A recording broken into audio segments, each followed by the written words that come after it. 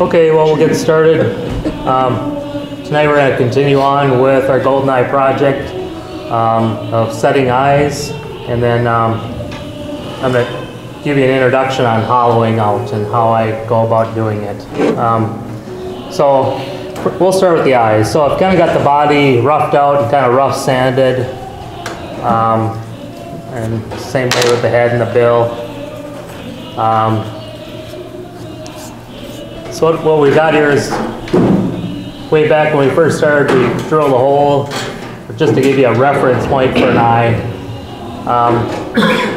It's not necessarily going to end up center of your eye. It's kind of a reference point for you. So if you look at it from straight on, you can see that it's, you know, it was drilled in with a drill press, so it, you know, I use it as a guideline. So I'll go back to my study bill, and if you look at your study bill, and every duck is different. I like looking at the top of the bill, and I generally draw a straight line back. And you know, in this case, a common golden eye, the eye is pretty much centered on the top of the bill. That's not true of every species, so check your reference. Check your study bill, check your photos, just check your reference. So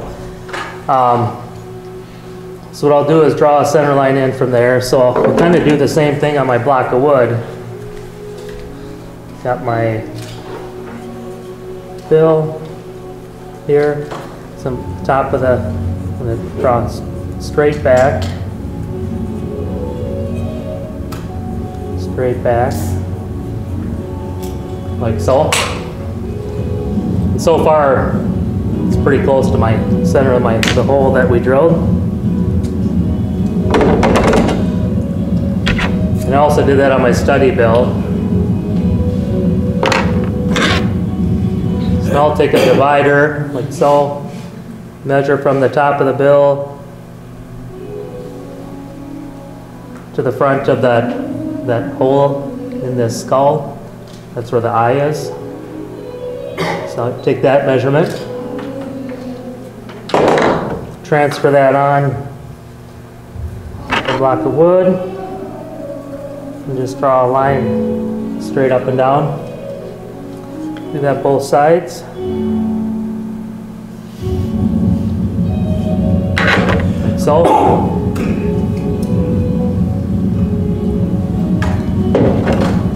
Now I'll go back, top of the bill again, and I'll go to the back side, like that. Go to the bill again, come around to the back, both sides. Your hole's pretty close. Hole's pretty close.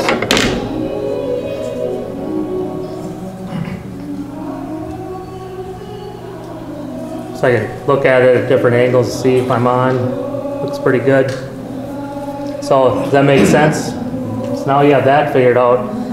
So now I just kind of eyeball it from here. I take my dividers. I guess what you could do is go center that line so you don't have the eye.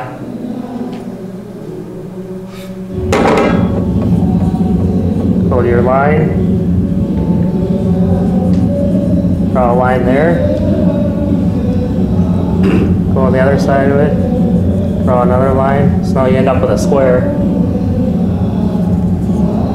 On the other side.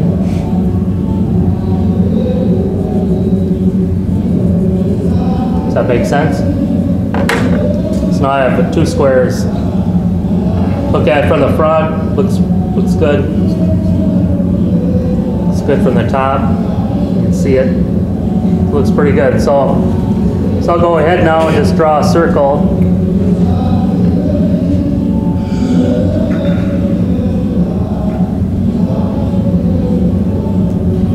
And both of the squares.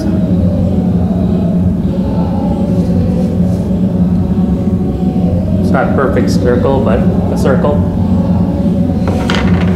Now you can either get a drill bit that matches your eye, or what I use is my high-speed grinder. Use a Fordham.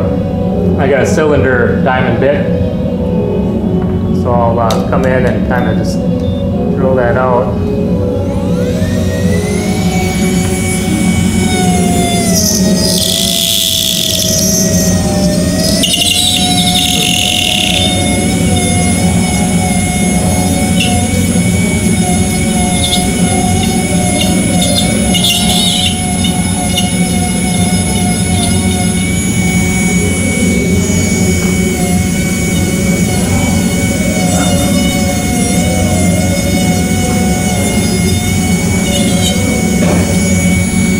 The other side.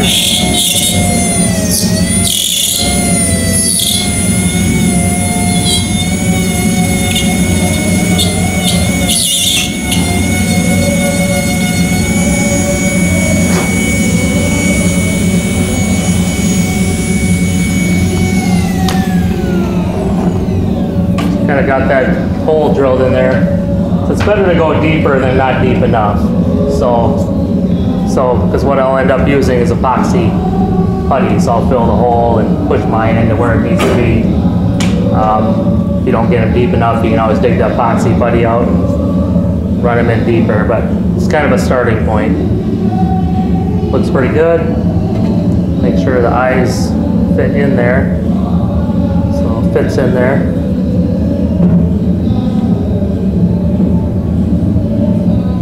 On one side, the other side need to do a little more.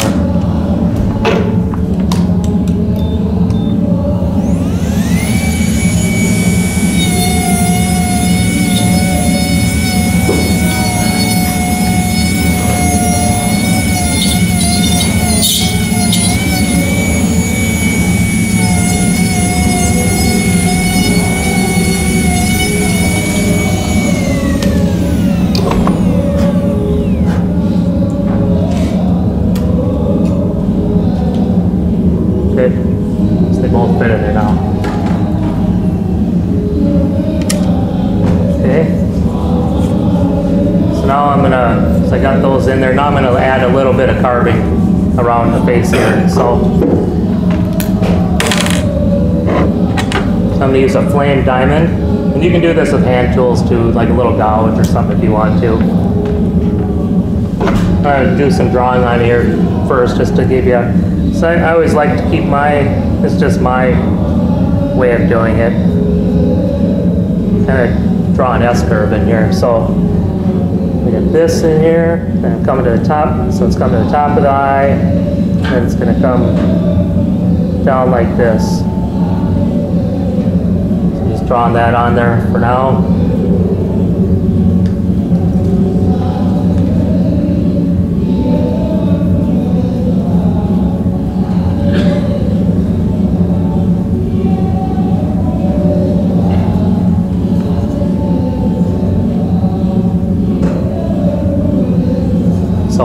Okay. So I'm going to come with this flame diamond and do a little carving there. And then I'll pass it around. I'll do one side and then pass it around. Then I'll come into this hole. Kind of dig that out a little bit. And lightly coming up over the cheek. So I'm deeper here, but I'm envisioning high point in and out, so it's gonna round this off a little better.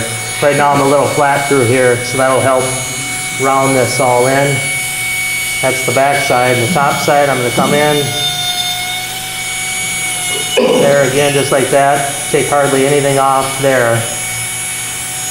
So it's deeper at the eye slot. And less there. So it's going to be rounded. From top view, it's going to be, you'll end up with a round from the front of the bill towards the eye, and then it comes back into the eye.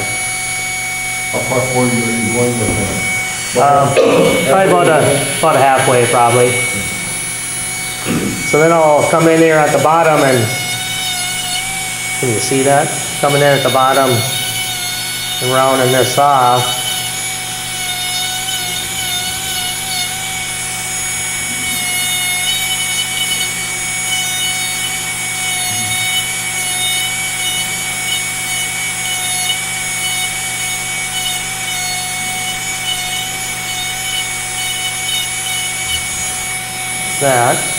That's the bottom. So what I did is just kind of rounded this off so it's kind of coming up into the eye and it's coming from the bill back towards the eye. And then I'm adding, this is rounding off this way. Now I'll do this, just slightly hit this to round it a little bit.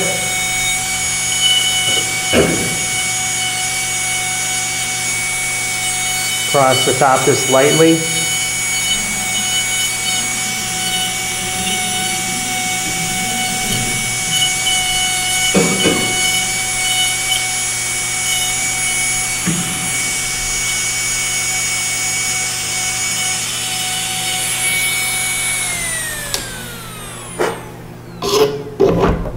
Okay, I don't know if everyone could see that, but I'm going to pass this around so you can see what one side looks like versus the other.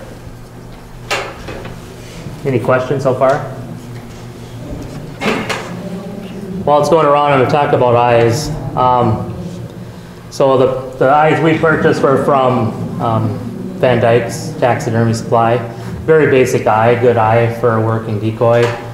If you want to get into, you know, those are a couple bucks a piece, or a pair.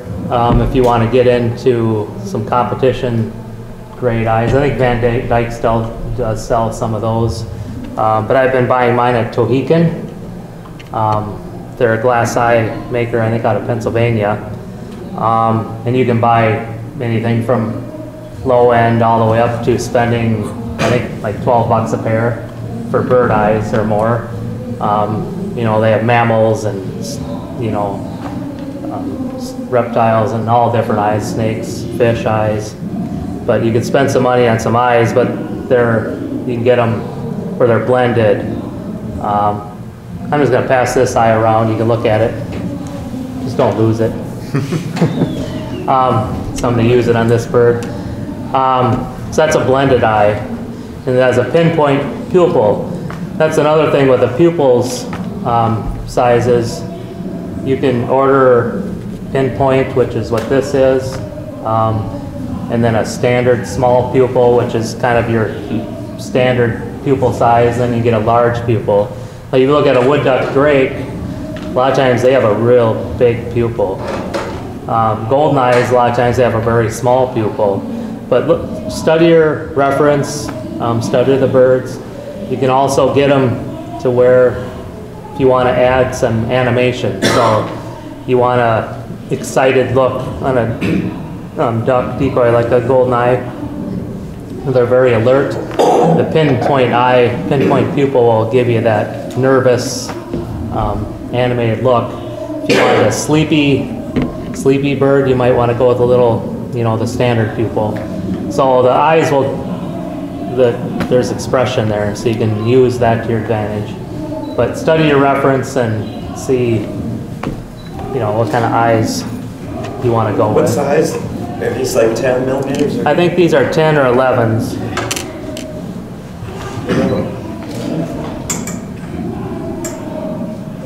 11. These are 11. So this is the eyes we purchased. So this is a pinpoint pupil. So you can see the difference, you know, from these to those. So nothing wrong with these. These are good working decoys. Eyes. Any question on eyes? So these don't have the wires in them at all? No, but they do sell them with wires. They sell them also clear if you want to paint your own. Right. Yeah. So if you want to paint. So do you have a preference between wire or not wire, or does it matter to you at all? I like the ones that are without. Just the friction fitting them and the putty is enough to keep them in? Yeah. Oh yeah. Yep. Yep. pinpoint eye, is that only for the golden eye? I don't call that for a mallard or, Probably not so much. With canvasback, redhead, you could probably get away with them. So, yeah.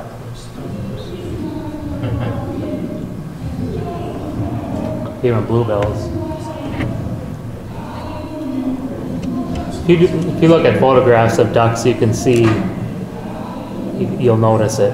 If you start looking for that thing, you notice it. So, Tohican has a website if you're ever interested to, you can order online or get a catalog. How do you spell Tohican? It's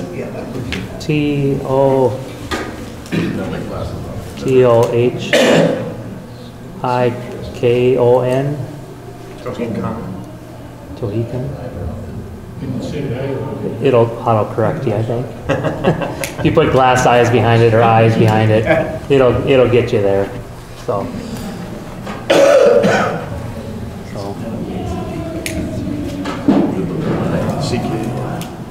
Any question on the head as it goes by?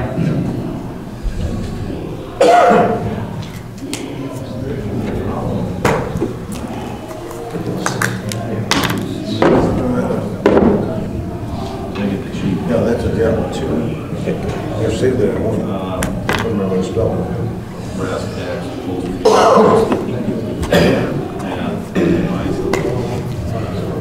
I buy some, and I usually for my competition ones I buy last. Thank you. Sometimes I'll just varnish over the top.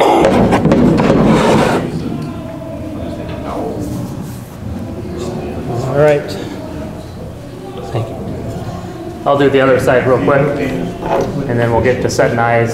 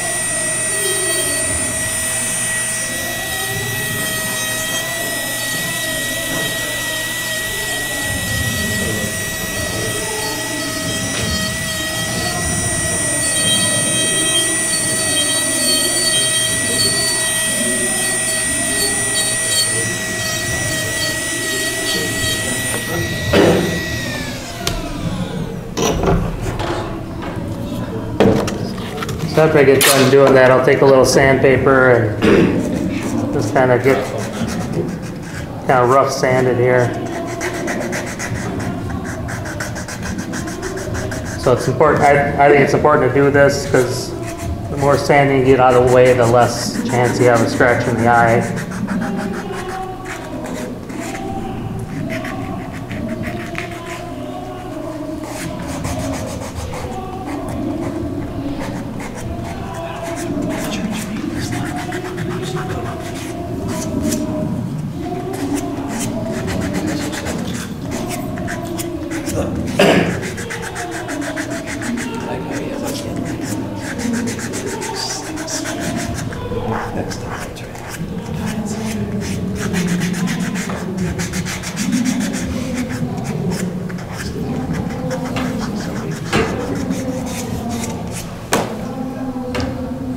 Kind of look at it from the front too and see how it looks too. If you need to carve a little more, you know, you carved this way, so kind of look it over good.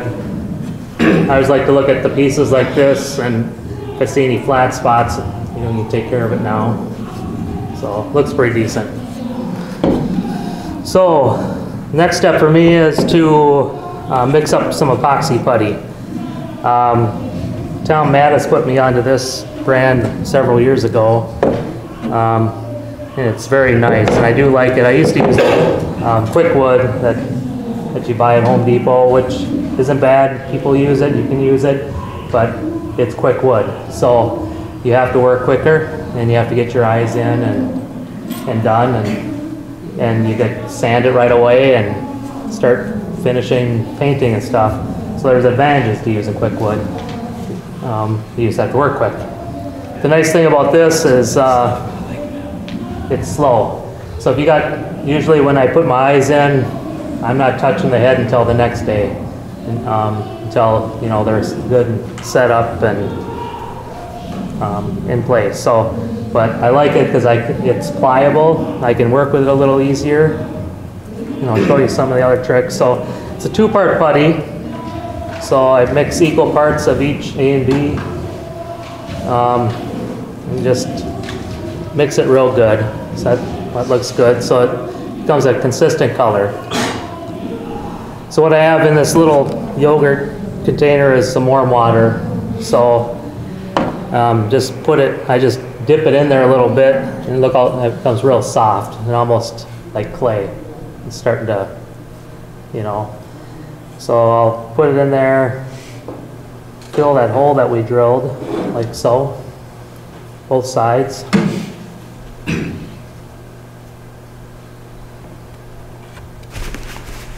Kind of fill the hole. Set one eye here. Just kind of squeeze it in a little bit. Start setting it in kind of at the angle I want.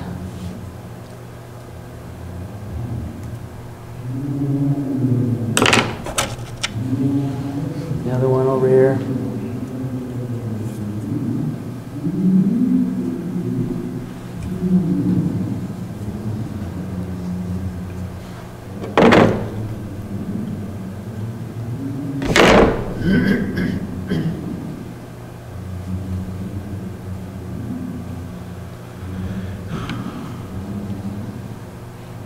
So right now I got them just kind of placed in there. It's kind of bug-eyed.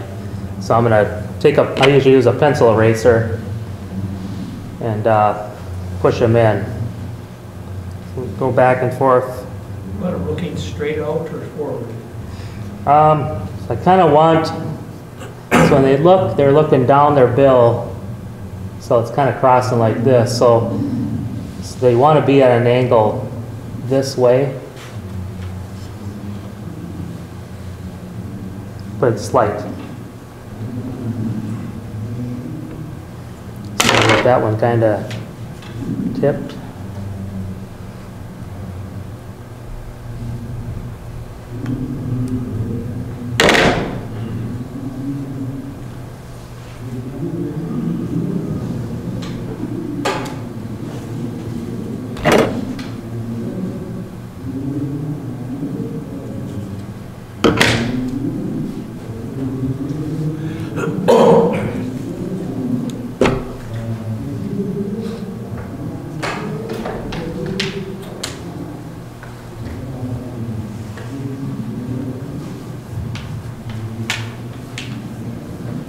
Kind of go back and forth, pushing them in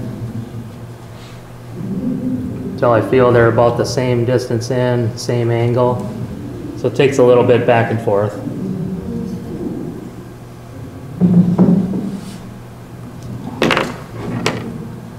So pretty close. So I'm going to run with that. So just have them put in there right now, so at the depth I want to keep them at. Okay. So now I'm going to start on one side and break off a little more putty, and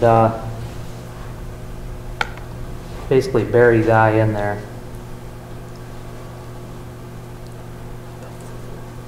Like so.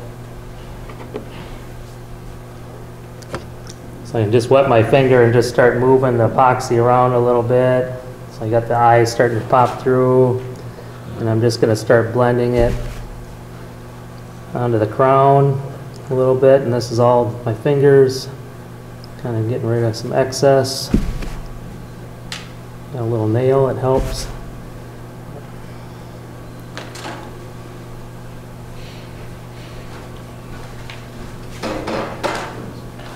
Oh, everyone can see that. So it's starting to see that eye, see the center.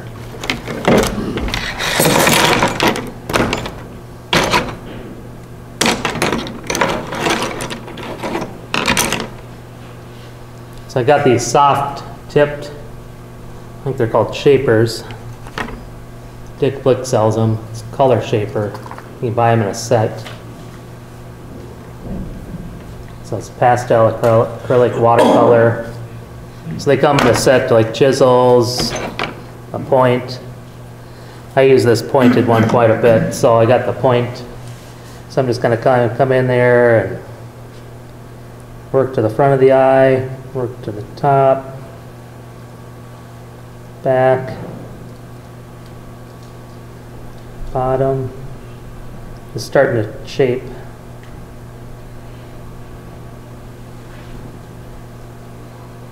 An eye in here, like so. Take my finger and kind of blend that off, pushing out.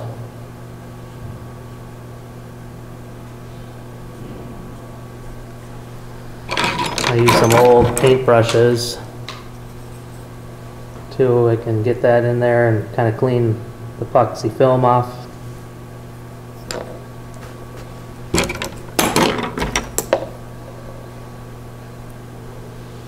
Smooth things out with it. It's starting to take some shape. Sometimes I go quick, they come out quicker than other times, but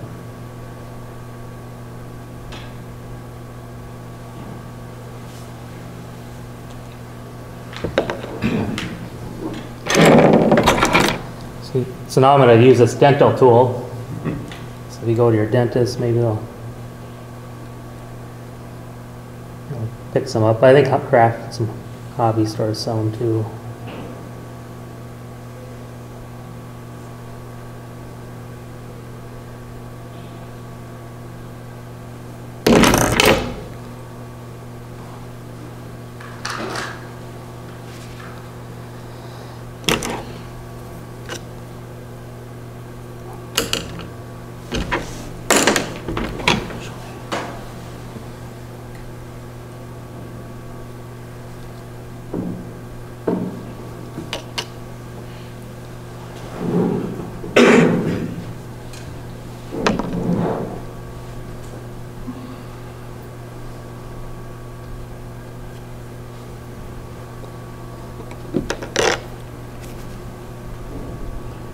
Just working back and forth, kind of flattening this out now. It's kind of blended into the head.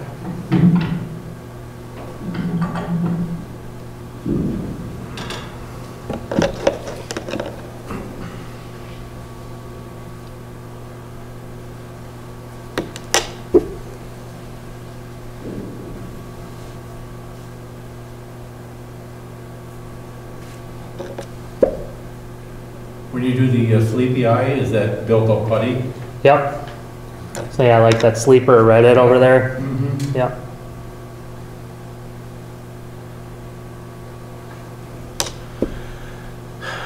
What I do is get it to what I'm doing now, and then when I got it to something like this, then I'll go and take some putty and flatten it out and just lay it on.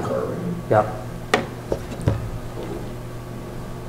Smooth it out with my finger.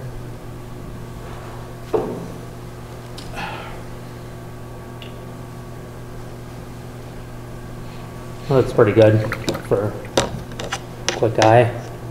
So then I'll go and do the other side to try to match.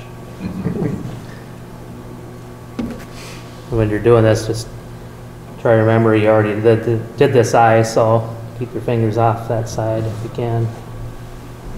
So it's basically doing the same thing, kind of.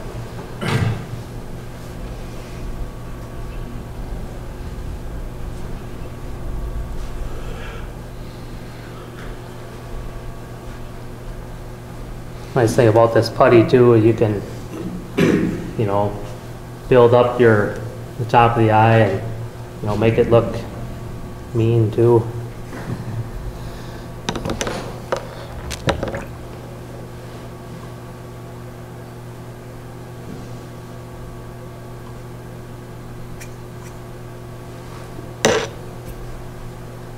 So I've got the eye shooting through, kind of do the same thing, work back and forth, clearing away some of the epoxy.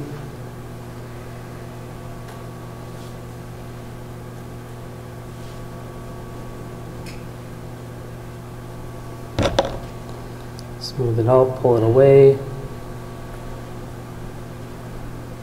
Down, forward, up.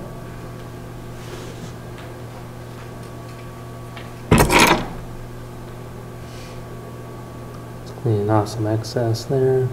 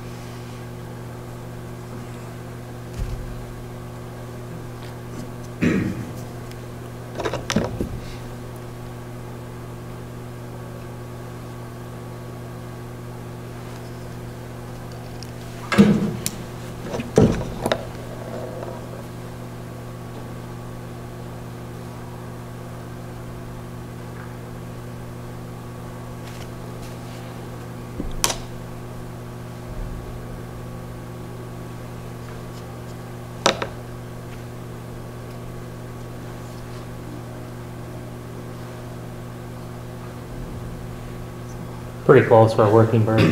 So I'll run that by. Any questions? If this was not a working bird, would you do more like eyelids and stuff, or? Yeah, you can. And what you do with that, you can take this epoxy and just roll it out like this. Just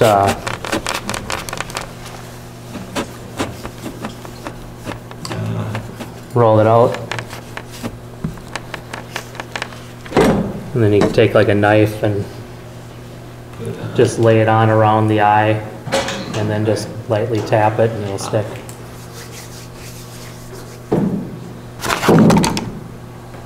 Anything else? Eyes? It's kind of a quick demonstration. What's good about that stuff is the working time. Yeah, You can, Yep. that's over there, whereas the other, that plastic stuff here, yeah, it's pretty if it quick. sets up your screw. Yeah, this gives you time, but yeah. The drawback is you gotta put it down for the night and How long does it take to set up? overnight it'll be good. Yeah, You can get that in River Falls yeah, at, yeah. Yeah, shop. I like it because it carves real easy and sands real easy. Yeah. It's very, it's good stuff. it's good stuff. Yeah, it's easy to blend in, good point, with blending in your eye and your, that putty into the head when you're sanding and stuff, so, yeah. I don't know how it is for burning, I don't know, for texturing, but Different than wood. different than wood, yes. I think that's a hard part. So if you're doing decorative birds, this might be not the best method for you. Those competition eyes you had? Yeah, Okay. yeah, You can see that black. Basically, you use it, but minimize it. yeah, right, yeah. Yeah, you have to keep that in mind more so than us Yeah. decoy carvers that just sand and paint. So, Okay. Any questions on eyes? So we're gonna switch gears here. Doing some following techniques.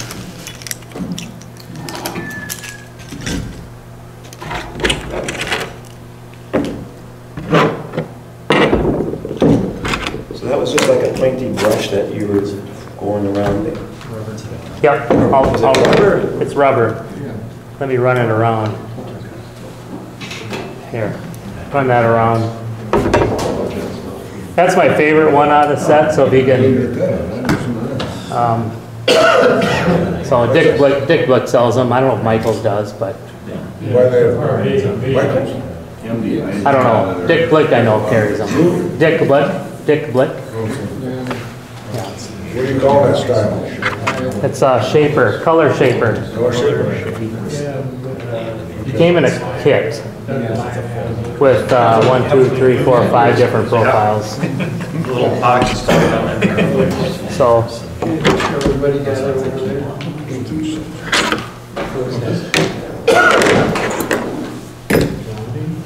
okay. All right. So I'm going to move on to hollowing here for a minute. So I've got my bird roughed out. It was screwed together while I carved it. Typically I have a thicker bottom board, but this one's a little thinner than I normally go with. But so remember when we talked about initial layout, I drew a center line down the body. I usually come in about 2 inches on both ends, drill holes in, screw the bottom board together with the decoy, and ultimately these holes will end up being my holes for the keels, so I'm not adding extra holes. So I'll use these for the keel. The keel's going to be centered down the decoy, so it works all good that way. So once I'm done roughing the bird out, I don't necessarily sand it, but you can if you want, but it's not rough, it's just rough sanded. But before I unscrew it, you'll notice there's marks here on the side, one on the side, each side, one at the front and one at the back. That's just going to assist me when I'm gluing things up back together after I've hollowed it and lining these lines up together. Then I know I'm back to where I was when I took it apart. Just a quick little tip. So we got this decoy here now out the bottom board. And you remember when we handed out the cutouts, I gave you one of these to hang on to. And what I do use that for is now I put this on here. I got something relatively stable to drill into. So typically I use a drill press with a Forstner bit. I don't have a drill press here, so I'm going to do some of it tonight, just showing you what I do. So first of all, I can see this hole here, and hole here is where my bottom board is screwed on, so I'm going to just draw some circles around there. And I'm not going to drill that out. I'm going to leave that. That's going to be called my post. That's going to be where I screw my bottom board back into when I glue it up. And then I got a good solid post in there, so when you screw your keel onto it, it's going into this. So you're not screwing into a hollow portion of the bird and water working up into your hollowed out decoy. So it's just one way to keep wood there for that. Now I'm going to come around with this marker, and I'd say about 1/4 of an inch, just draw a line.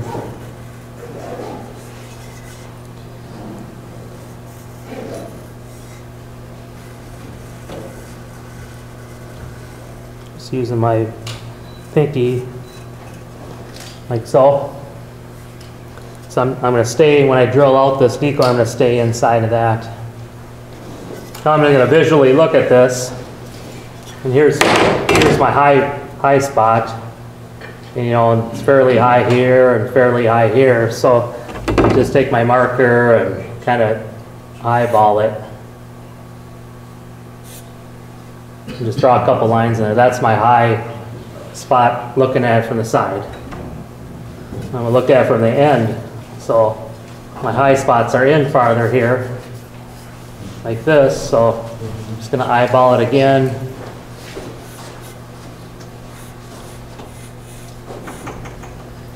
Draw a couple lines like that, so I end up with that kind of drawn on there. So that's my deepest part that I can drill down into. Now if we're at home, with my drill press, I put my Forstner bit into the drill press and then crank it down to a certain point that I can see where I'm not going to go through. So I can safely just, boom, go all the way down and as far as it'll go without going through. Does that make sense? So with doing a drill in a freehand, you can't really set that gauge. I've got this little rubber stop there, but it's not as good as drill press.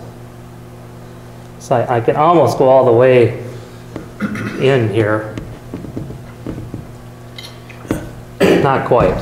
So I'm just going to drill down in here.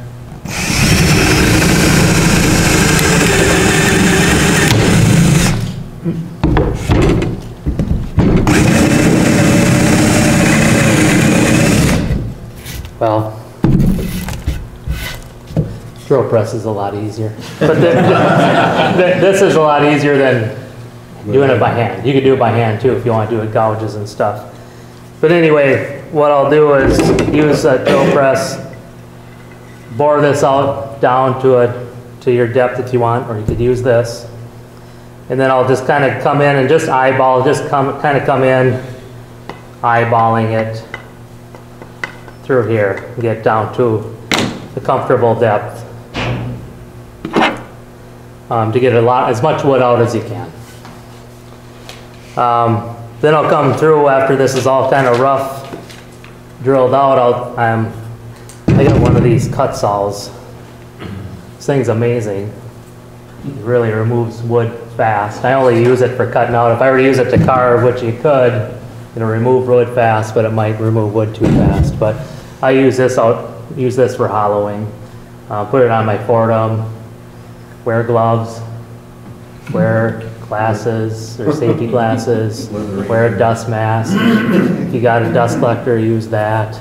Because you get chunks at you. This thing throws it. And if it catches, let the tool do the work. You don't need to force it too hard, because especially when you sometimes get back in these tails, they don't want to grab on you, and it's either going to break in your Fordham, your cable, your shaft, or it could come flying out at you or chunking out stuff. So just be careful with it, but it does remove wood very nicely. So as I kind of go through here and hollow out as much as I can, the one thing I learned over the years, the more wood you can get out towards the top and keep the weight at your base, the better it's going to float. So the more wood you can get out of your top, the better it's going to float. So just until the last year or two, I was at Woodcraft one day and I saw this and I thought, well, I could use it for hollowing my decoys. And how I've used, and this is what turners use for making bowls, I think. So I think I got it for my Swan because that thing was so big. I didn't know where I was at with hollowing. So I ended up using this, and it's pretty big, so you can get into a Swan pretty good and down into the middle part with this big end. So what I do is once I get it hollowed out to a point, let's say this is hollowed out, this is the inside of the bird, I can go in and at the top of the bird and where it's hollowed out, so basically at 1/4 of an inch. So it helps me figure out once I'm hollowing this inside out, I can put this in here.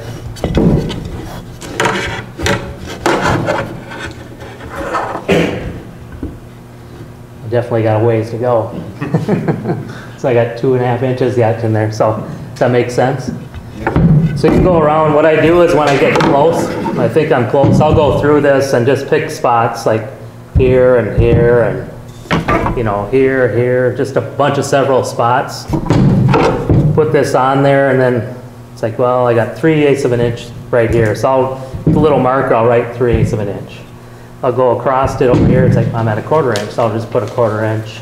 And I'll kind of do that on a bunch of reference spots here. And then it's like, well, I can go ahead and it's like I need to take off an 1/8 inch here, or 1/4 inch here, or take off a 1/2 inch here, an inch here. It really helps me out. So once I'm hollowed out, I've got 3/4 of an inch on this side and a 1/2 inch on this side, or 1/4 inch. This over here, what do you think how it's going to float? It's going to float like this, where it's got the most wood.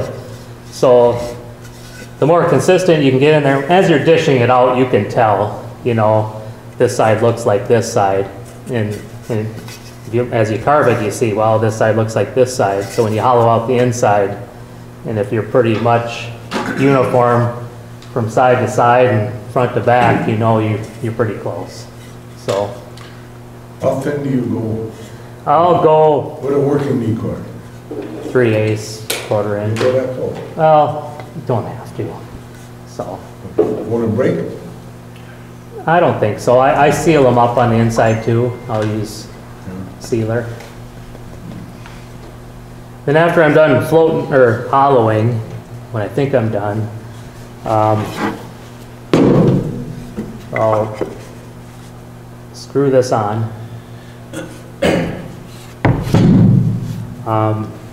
Take some masking tape. There doesn't even have to be masking tape.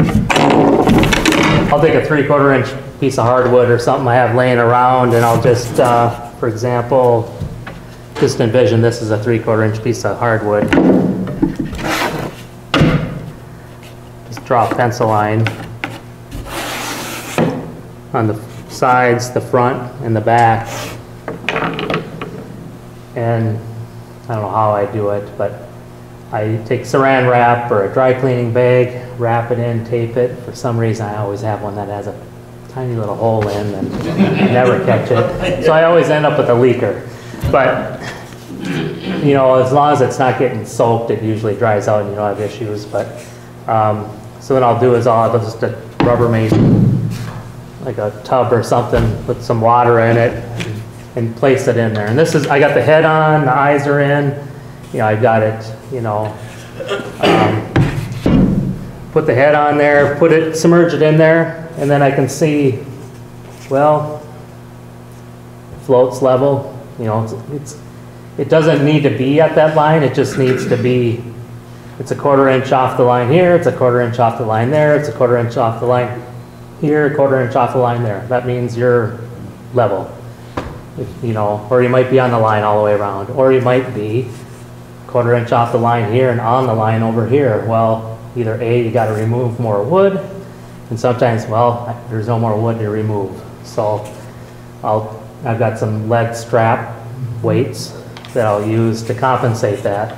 So I'll put it in here, tape it on here, screw it back together, put it back in the water, see if it was enough to correct it. So the nice thing about doing all that now and versus trying to correct it with a keel, you know with confidence after you're done with that process, you put it in the water, it floats the way you want it to float before you put the keel on it. So now when you're all done, you got it floating the way you want, glue it all up or seal the inside, glue it up, paint it, seal the outside, paint it. Now you put a keel on here. If you build your keel, if we want to do flotation sometime we can, or we can even do it at the house here coming up later this month.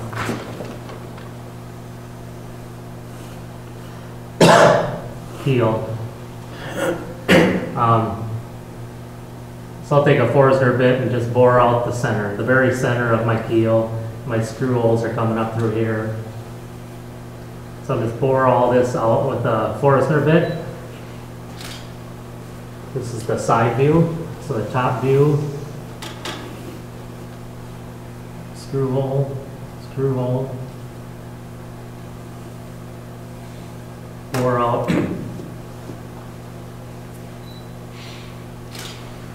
Bore this out in the center. So now when you put this on your bird, all the weight is down the center of the bird. And it's centered in your keel, so it's centered that way too. So now all you're doing is adding weight, enough weight that you need to pull it into the water where you want it to sit. You're not having to worry about getting it, left, right. It's already floating the way you want it to float. Now you're just adding enough weight to get it down and where you want it in the water. Does that make sense? How about getting to self-right? Is that a trick? On some birds it is. The wider birds with squatty head, sometimes it can be a challenge. You just might have to add more weight, or maybe a deeper keel.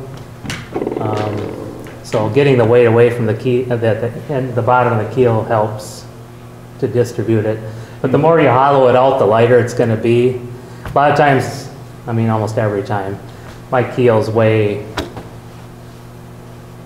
more than my duck, more than my decoys, so they weigh more. So generally they pop right over. Now, So when they put them in the water, do they just lay them in the water, or do they drop them? sometimes they just put them in like this, just gently, and they. Okay. And if they're struggling, sometimes they'll give you a benefit of the doubt and pick it up and drop it and see. So You know, if you hollow them out and they get so light, they'll just kind of pop right out of the water. yeah. If they drop them, you know. Yeah. They Yeah. turn easier. Yep. So What do you seal the inside of your ears with? I'll use like spar varnish or something quick. And when I do that though, when I'm varnishing the inside, I take a piece of masking tape and put it over this edge. And then when I bring my brush in the spar varnish, I bring it over the masking tape and in. I don't want to seal this part that's going to get glued, otherwise it's probably not going to glue up right. So, and I'll do the same with this. So I drew that on there, even though I'm not doing this, I'll go and, I'll draw all that on here too. Like so. So when I'm sealing this up, I'll do the same thing. Put a piece of masking tape in here somewhere along the edge, so when I'm bringing the brush across it, I'm not slopping it up. Sometimes I still do. I don't know. It happens. I use a epoxy to glue them up then. Epoxy glue. So, any questions on kind of a quick rundown of hollowing, but so. And if any of you are coming the 25th, I won't touch this bird until then, and I'll show you how to do it at my house with a drill press. Okay? So, yeah. That's just going to take forever here, and plus I'm going to make a big mess. So, okay? All right. Thank you. All right. Thanks.